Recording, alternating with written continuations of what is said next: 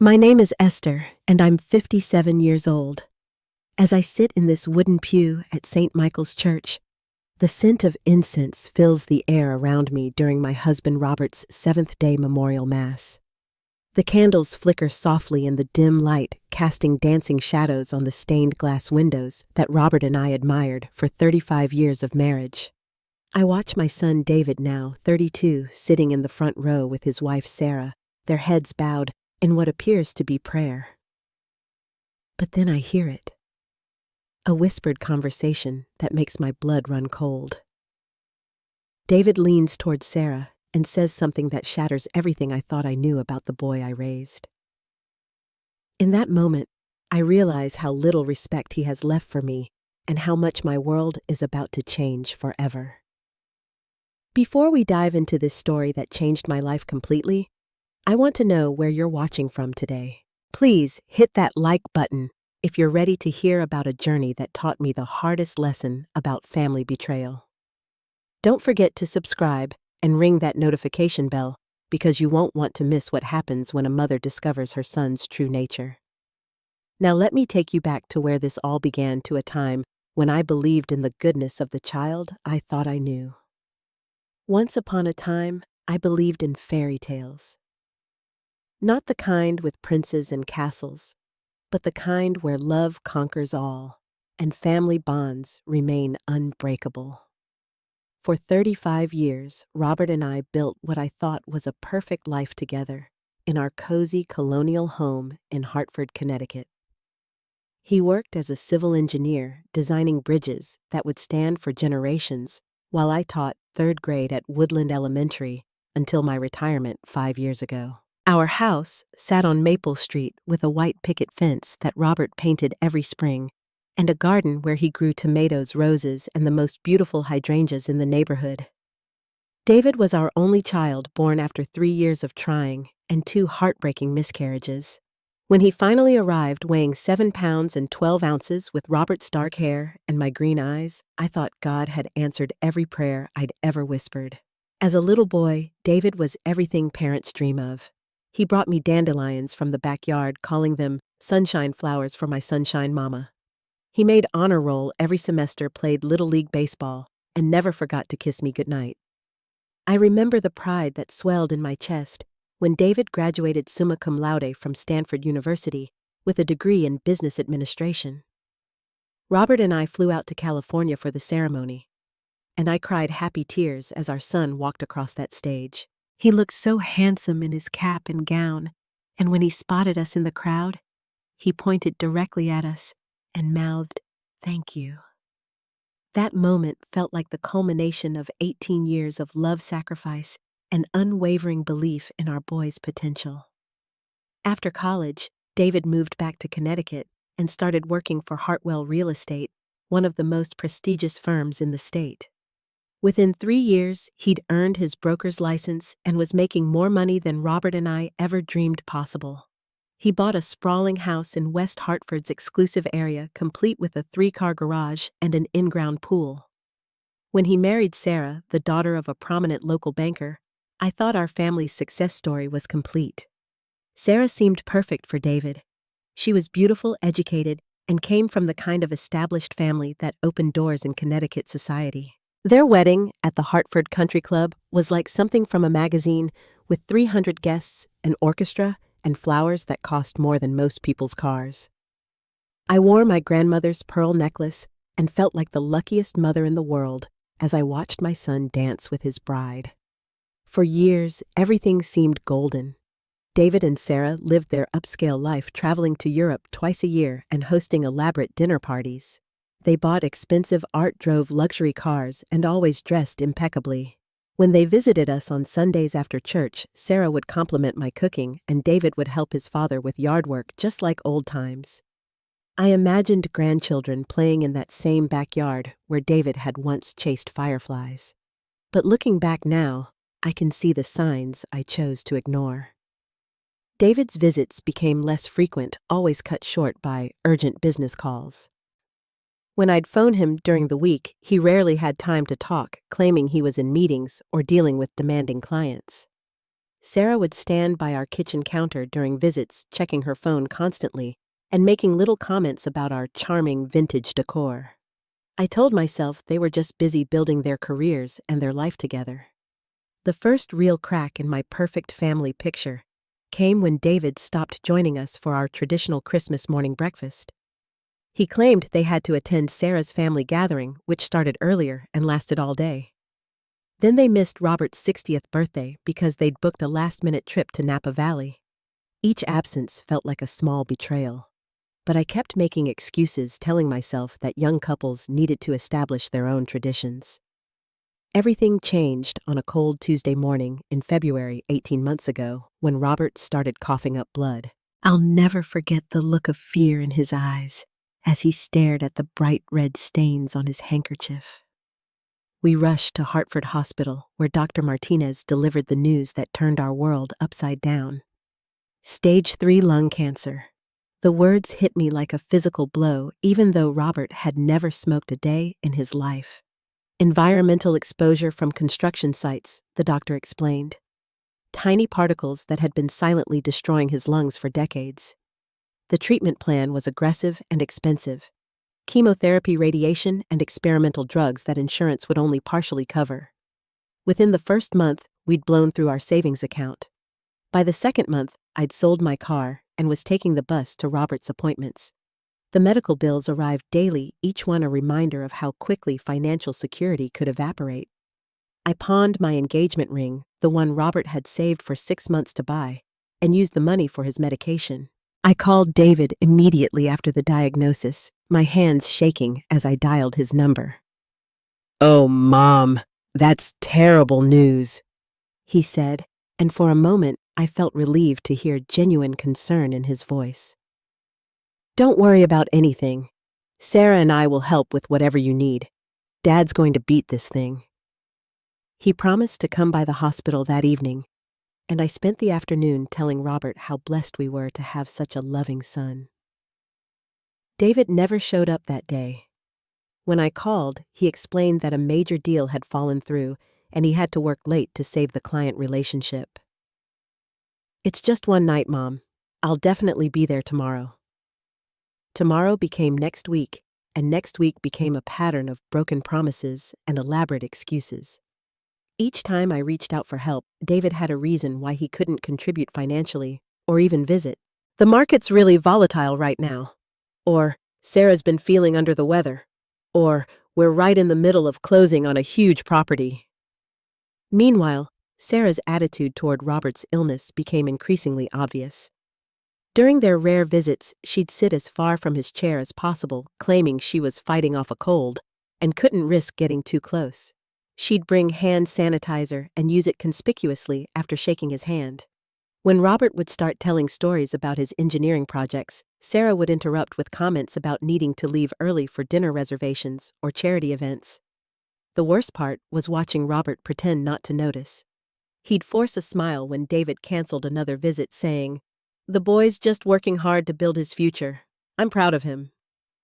But I could see the hurt in his eyes, the way he'd stare out the hospital window after David's phone calls, probably wondering why his only son had become a stranger. During Robert's 6-month battle with cancer, David visited exactly 4 times.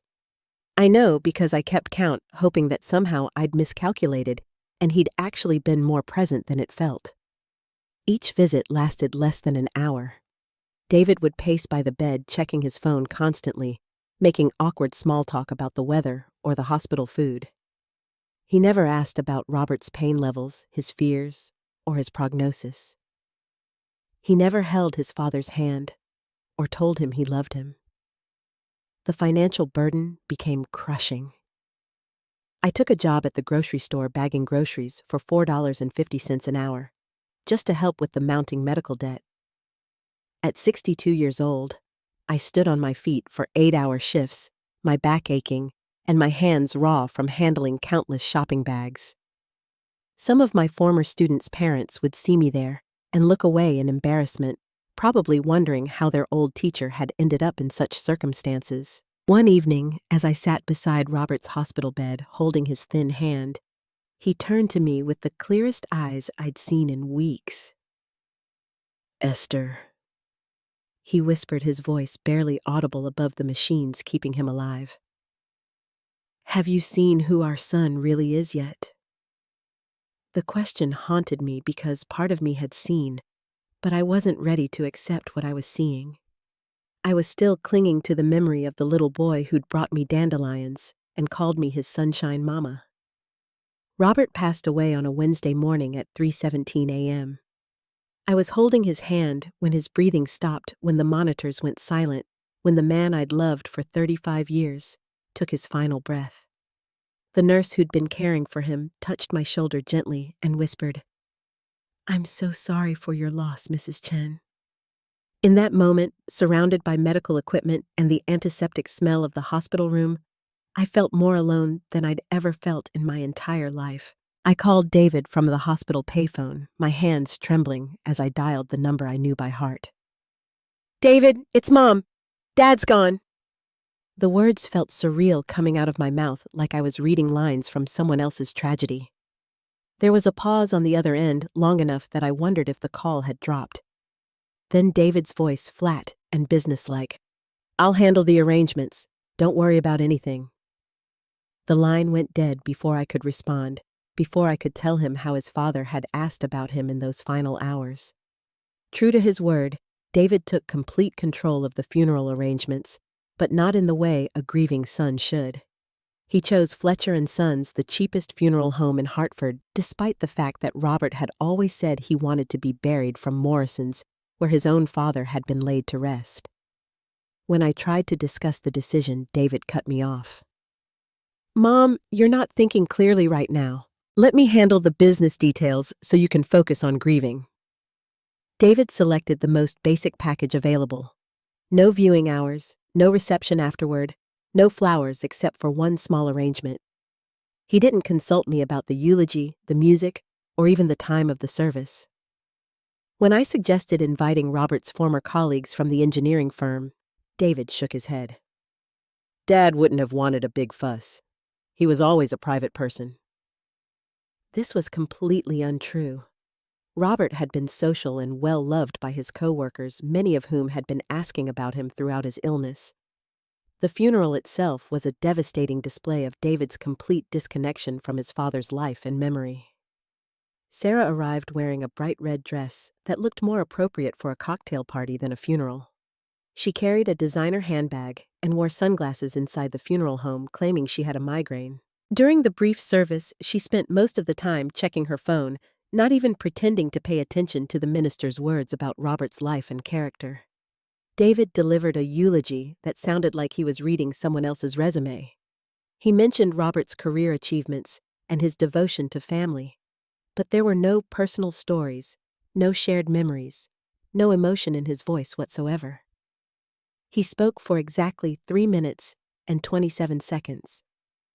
I know, because I was watching the clock on the wall behind him, hoping he'd find something meaningful to say about the man who had raised him, loved him, and sacrificed for him. Throughout the entire service, David and Sarah sat in the front row, but they might as well have been strangers. They didn't reach for my hand during the prayers, didn't offer comfort during the most difficult moments, didn't even acknowledge the other mourners who came to pay their respects. When Mrs. Patterson, our neighbor for 22 years, tried to approach David to share a memory about Robert helping her fix her fence, he turned away and started a conversation with the funeral director about expediting the burial process. I found myself standing alone at the cemetery, watching my husband's casket being lowered into the ground, while my son discussed paperwork with the cemetery manager. The few friends who had attended despite David's limited invitations came to hug me and share their memories of Robert, but David remained distant, occasionally checking his watch, as if the burial of his father was inconveniencing his schedule. After the burial, there was no gathering, no time for people to share stories or comfort each other. David announced that the family needed privacy to grieve, effectively dismissing everyone who had come to honor Robert's memory. As I rode home in David's car, sitting in the back seat like a passenger rather than the widow, I began to understand what Robert had been trying to tell me. I was finally seeing who my son really was, and it broke my heart almost as much as losing my husband. 1 week after Robert's funeral, I found myself sitting in the sterile conference room of Hartwell Morrison and Associates, the law firm that had handled Robert's affairs for over a decade. Mr. Morrison, a distinguished gentleman in his 70s who had been Robert's friend as well as his lawyer, spread several documents across the mahogany table with an expression I couldn't quite read. David sat beside me wearing his most expensive suit and an expression of what he probably thought looked like appropriate somberness. "Mrs. Chen," Mr. Morrison began adjusting his glasses, "I need to inform you that your husband made some significant changes to his will approximately 3 months ago." The words hit me like ice water. Robert had never mentioned changing anything about our will. We had always planned to leave everything to each other, with David inheriting after we were both gone. I must admit, I was quite surprised when Robert came in to make these modifications, especially given the timing and circumstances. Mr. Morrison opened the will and began reading the new terms. David would inherit the house on Maple Street, Robert's retirement accounts, his life insurance policy, and the small portfolio of stocks we'd accumulated over the years. The total value was approximately $450,000. I was to receive $25,000 in cash and the right to live in the house until my death, at which point it would revert fully to David's ownership. I stared at the documents, unable to process what I was hearing. In 35 years of marriage, Robert had never made a major financial decision without discussing it with me first. We had been partners in everything from choosing our mortgage to planning our retirement. The idea that he would restructure our entire estate without even mentioning it seemed impossible, completely out of character for the man I thought I knew better than anyone in the world. David's reaction was what gave him away. He nodded thoughtfully, as if he was learning this information for the first time, but there was something in his eyes that looked almost like relief. "Dad must have been worried about Mom's future," he said, his voice carefully modulated to sound concerned. "This way, she'll always have a place to live, and I can help manage the financial aspects so she doesn't have to worry about complicated investments or property maintenance." But David's performance didn't fool Mr. Morrison, who had known our family for 20 years. After explaining the legal details, the lawyer asked David to step out so he could speak with me privately. Once we were alone, Mr. Morrison leaned forward with a grave expression. "Esther, I want you to know that Robert seemed very conflicted when he came in to change the will. He mentioned that David had been visiting him regularly and had expressed concerns about your ability to handle financial matters as you age." The revelation hit me like a physical blow. David had been visiting Robert regularly during his illness, but not to provide comfort or support. He had been working on his father, manipulating a sick and vulnerable man, planting seeds of doubt about my competence and trustworthiness. "David told Robert that you might remarry after his death." Mr. Morrison continued, his voice gentle but clear, "and that a new husband could potentially claim rights to the estate, leaving David with nothing." I thought about all the times I had defended David to Robert, all the excuses I had made for his absence and neglect. While I was working at the grocery store to pay for Robert's medication, David had been systematically poisoning my husband's mind against me. The betrayal was so complete, so calculated, that I could barely breathe. My own son had used his father's illness and fear of death as an opportunity to secure his inheritance. As we left the lawyer's office, David suggested we go to lunch to discuss the transition. Over soup and sandwiches at a nearby diner, he outlined his vision for my future with the same cold efficiency he probably used with his real estate clients. "I think you'd be much happier in a nice senior living community," he said, buttering his bread roll. "Somewhere with activities and medical care on site. You wouldn't have to worry about maintaining the house or dealing with repairs and yard work." Sarah, who had remained silent throughout lunch, finally spoke up. "There are some lovely places in West Hartford, very upscale with great amenities. You'd probably make lots of new friends." The subtext was clear. They wanted me out of the house as quickly as possible so they could do whatever they pleased with their inheritance. I was no longer Robert's widow or David's mother. I was an inconvenience to be managed and relocated. The seventh-day memorial mass at St. Michael's Church should have been a time for prayer, reflection, and honoring Robert's memory.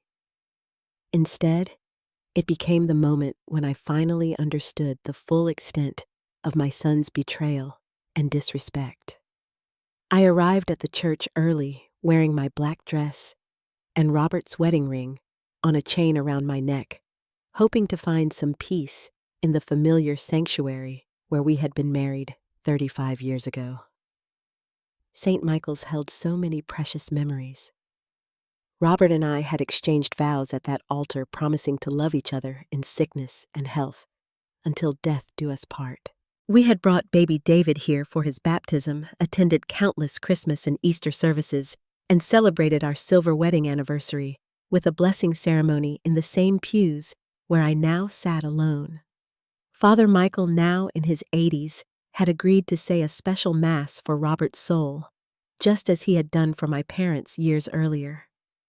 I chose to sit toward the back of the church, partly because I arrived early, and partly because I needed space to grieve without feeling observed. David and Sarah arrived precisely at 9:58, just before the service began, and took seats in the front pew without acknowledging me or inviting me to join them.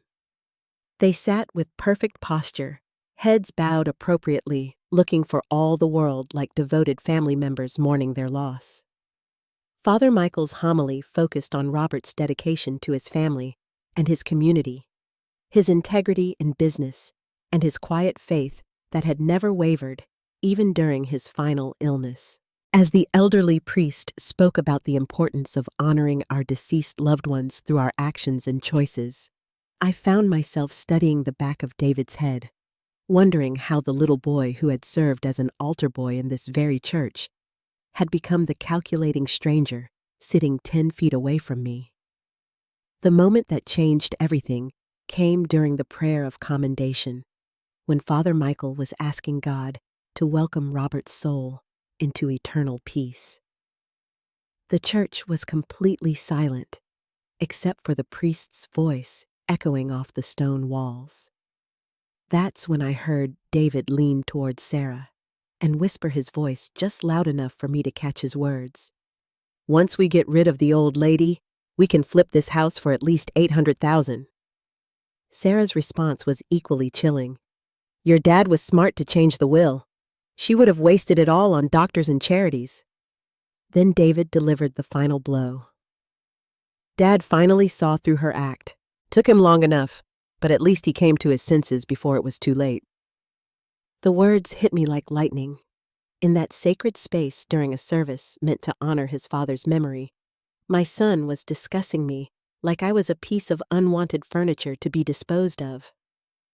The casual cruelty in his voice, the complete absence of love or respect, made everything crystal clear. David hadn't just manipulated Robert's will. He had systematically destroyed my husband's trust in me, convincing him that I was somehow unworthy or untrustworthy. I understood now why Robert had seemed distant during his final weeks, why he had sometimes looked at me with confusion or suspicion. David had been whispering poison in his ear, telling him lies about my intentions, my character, my love. My son had stolen not just my inheritance, but my husband's faith in our marriage. He had turned Robert against me during the most vulnerable time of his life. The realization was so overwhelming that I couldn't remain in that pew another moment.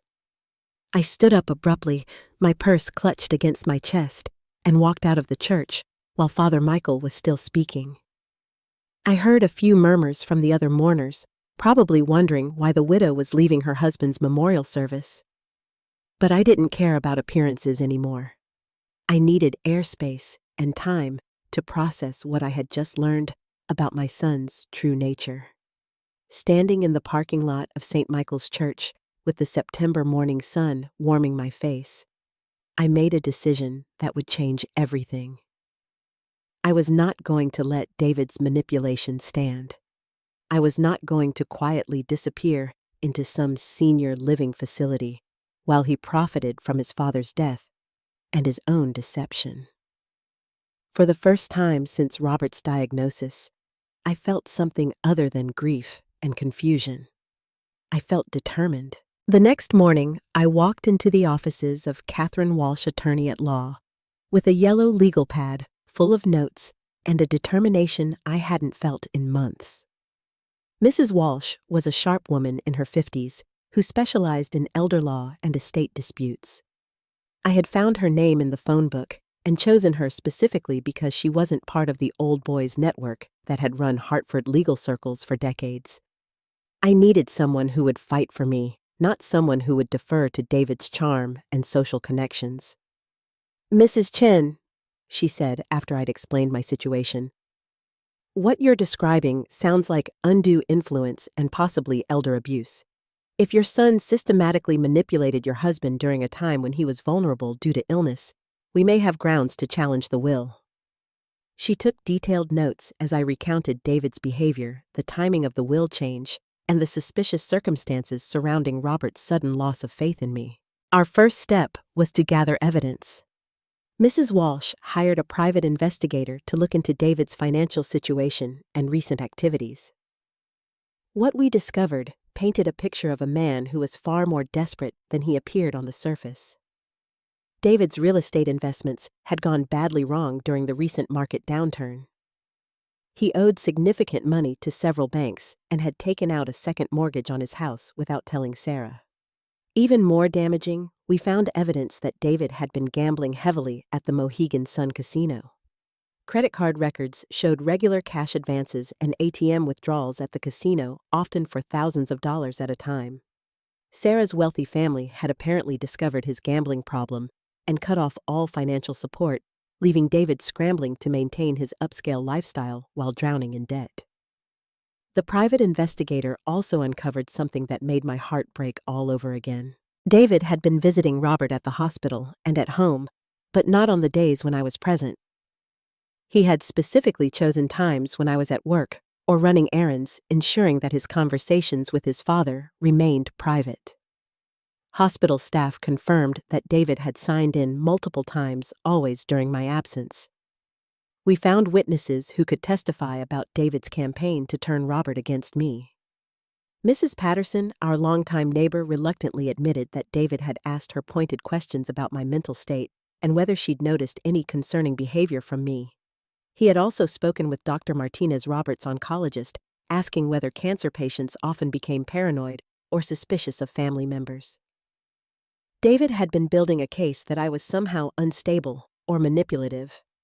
The most damning evidence came from Robert's former colleague at the engineering firm, Tom Bradley. Tom revealed that David had contacted him several times during Robert's illness, asking detailed questions about the company pension plan and whether spouses could lose benefits if they remarried. David had presented himself as a concerned son, trying to protect his father's interests, but Tom now realized that David had been gathering information to use in his manipulation campaign. As we prepared our legal challenge, David began to realize that I wasn't going to disappear quietly into his preferred scenario. He started calling me daily, alternating between fake concern and barely veiled threats. "Mom, you're not thinking clearly," he'd say. "This is what Dad wanted. Fighting his wishes would break his heart." When the concerned approach didn't work, he became more direct. "If you drag this family through a public court battle, it's going to be very embarrassing for everyone involved." Sarah tried a different approach, showing up at my house with crocodile tears and stories about how much they missed Robert and wanted to honor his memory. "We could set up a lovely trust fund in Dad's name," she suggested. "You could be involved in all the decisions about charitable giving and memorial donations." She made it sound like they were doing me a favor by allowing me to participate in spending money that legally belonged to me. The breaking point came when David tried to have me declared mentally incompetent. He petitioned the court for guardianship, claiming that my grief had impaired my judgment and that I needed protection from unscrupulous lawyers who were taking advantage of my vulnerable state. The petition painted a picture of a confused elderly woman who was being manipulated into making poor decisions about her late husband's estate. Fortunately, Mrs. Walsh was prepared for this move. We had already arranged for comprehensive psychological and medical evaluations that proved I was completely competent and capable of making my own decisions. Dr. Sarah Williams, a geriatric psychiatrist, spent hours with me and concluded that while I was certainly grieving, I showed no signs of cognitive impairment or mental illness. Her report noted that my decision to challenge the will was rational and well-reasoned given the circumstances. The court case that followed was brutal but necessary. David's lawyers tried to paint me as a greedy widow who couldn't accept her husband's final wishes. They argued that Robert had every right to change his will and that his concerns about my future were loving and appropriate. But our evidence told a different story. We demonstrated a clear pattern of manipulation, financial desperation on David's part, and systematic isolation of Robert from me during the will modification process. The testimony that sealed David's fate came from Mr. Morrison, the family lawyer. Under oath, he admitted that Robert had seemed troubled and uncertain during their meetings about the will change. He kept asking if there was a way to protect his wife while also ensuring his son's security. Mr. Morrison testified. He seemed torn between competing loyalties and very concerned about making the right decision. This painted a picture of a sick man being pulled in different directions, not someone making a clear-headed choice about his estate. The judge's ruling was swift and decisive. He found clear evidence of undue influence and declared the will change invalid. Robert's estate would be distributed according to his original will, with me inheriting the majority of assets and David receiving a smaller but still substantial inheritance. The judge also ordered David to pay my legal fees and issued a stern warning about attempting to manipulate elderly family members. David's face, when the verdict was read, was something I'll never forget. All the smooth confidence and fake concern disappeared, replaced by raw anger and disbelief. He had been so certain that his manipulation would succeed, so convinced that he could outsmart everyone involved. For the first time in years, I saw him as he truly was not the successful businessman or devoted son, but a desperate gambler who had bet everything on his ability to deceive his own father. In the months that followed the court decision, I discovered what it truly meant to start over at 58 years old. The legal victory had restored my financial security, but it couldn't repair the relationship with my son or erase the knowledge of what he had done. David made several attempts to reconcile, showing up at my door with flowers and apologies, claiming he had just been looking out for my best interests and had gotten carried away with grief. But I had learned to recognize manipulation when I saw it. Sarah left David within 6 weeks of the court decision. Apparently, losing most of his expected inheritance and having his gambling debts exposed was more than their marriage could survive. She filed for divorce and moved back with her parents, leaving David alone in their oversized house with mortgage payments he could barely afford. I felt no satisfaction in his downfall, only a deep sadness for the family we might have been if greed and deception hadn't poisoned everything. I made the decision to sell the house on Maple Street. Too many memories lived in those rooms, both beautiful and painful. I couldn't walk past Robert's workshop in the basement without thinking about David's secret visits, couldn't tend the garden without remembering how my son had used my absence to manipulate his dying father. The house sold quickly for more than the appraised value, giving me enough money to start fresh somewhere new. I bought a small condo near the Connecticut shoreline with windows that faced the ocean and a tiny balcony where I could watch the sunrise each morning. For the first time in my adult life, I was living completely alone, making decisions based solely on what I wanted and needed. It was terrifying and liberating in equal measure. I painted the walls colors Robert never would have chosen, bought furniture that pleased only me, and slowly began to rediscover who Esther was when she wasn't someone's wife or mother. The healing process led me to volunteer work at Hartford Hospital, helping families navigate the same challenges Robert and I had faced during his treatment. I started a support group for spouses dealing with cancer, sharing my experience and listening to others tell their stories. Through this work, I met people who had faced similar betrayals from family members, and I learned that my situation, while heartbreaking, was not unique. Elder financial abuse happens more often than most people realize. I also began taking classes at the community college studying subjects I'd always been curious about but never had time to explore. Art history, creative writing, and even basic computer skills opened up new worlds for me. At 59, I published my first short story in the college literary magazine, a piece about a woman who discovers strength she never knew she possessed. The professor said it had authentic emotional depth born from real experience. David continued to reach out periodically, usually when his financial situation became particularly dire. He would call on holidays or send brief emails asking about my health, always ending with subtle hints about his money troubles. I responded politely but distantly, treating him like a casual acquaintance rather than the son I had raised and loved. Some people thought I was being too harsh, but I had learned that forgiveness doesn't require giving someone the opportunity to hurt you again. The most unexpected gift of this entire ordeal was the relationship I developed with my own strength and independence. For so many years, I had defined myself through my roles as wife and mother, measuring my success by how well I served others' needs. Losing Robert forced me to grieve not just his death, but also the end of the identity I'd built around caring for him. Discovering David's betrayal shattered my illusions about unconditional parental love and sacrifice. But in the space left by those losses, I found something I'd never had before: complete autonomy and self-respect. I learned to trust my own judgment, to make decisions without seeking approval or consensus, to value my own peace and happiness as much as I had once prioritized others. I started taking long walks on the beach, reading books Robert would have found boring, and eating dinner whenever I felt hungry rather than at the prescribed time. I made new friends through my volunteer work and classes relationships based on shared interests and mutual respect rather than obligation or history. These friendships felt different from the social connections of my married life, more honest and less performative.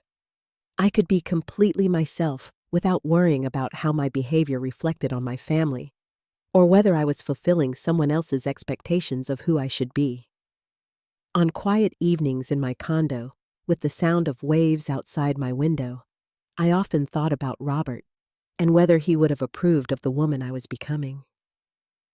I believed he would have been proud of my strength and resilience, even if he might have been surprised by some of my choices. The man who had loved me for 35 years would have wanted me to find happiness and purpose, not to spend my remaining years mourning what I'd lost.